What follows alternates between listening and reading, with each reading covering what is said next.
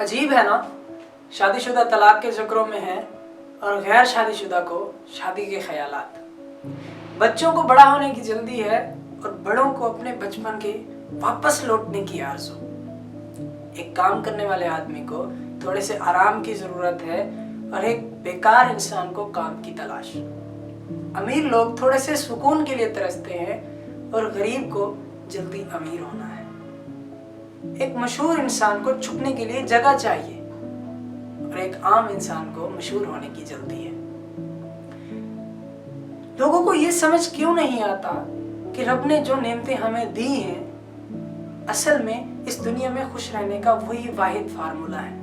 और ये फार्मूला जिसे जितनी जल्दी समझ आ जाए उतनी ही जल्दी उसकी जिंदगी में सुकून आ जाता है, क्योंकि वो छोटी छोटी बातों पे नाउमीद नहीं होता।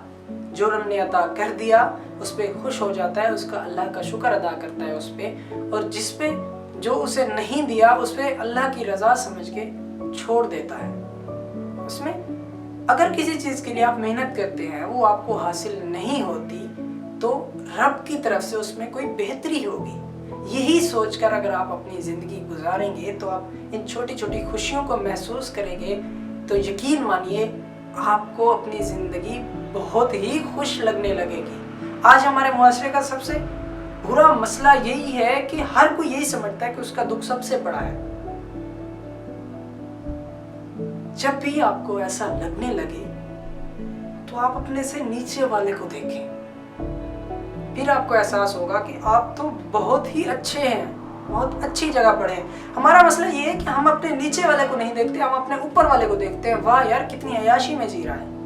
जिंदगी अच्छी गुजारने के लिए और जिंदगी में खुशी हासिल करने के लिए हम जो मेहनत करते हैं हमें उसकी ज़रूरत नहीं होती। खुशी तो हमारे हमेशा पास होती है, बस उसे समझने की ज़रूरत होती है, उसे महसूस करने की ज़रूरत होती है। मैं आपको ख्वाहिशात करने से, मेहनत करने से नहीं रोकता। अगर आपकी कोई ख्वाहिश है आप उसके लिए मेहनत करें, अगर उसे आप हासिल कर लेते हैं तो ठीक है, वरना उसमें रब की बेहतरी समझ के उसे छोड़ दीजिए। लेकिन अगर उसे हासिल करने के लिए आप वो छोड़ देते हैं जो आज आपके पास है तो आप बहुत बड़े खसारे में हैं। एक ना एक दिन आप उसे हासिल तो कर लेंगे लेकिन उसमें वो खुशी नहीं होगी। इसलिए जो आज है उसमें खुश रहिए, जिंदगी खूबसूरत हो जाएगी। इसलिए ज़रा सोचिए कि जो अगली सांस आपने ली है उसी वक्त किसी न किसी ने अपनी आखिरी सांस ली होगी।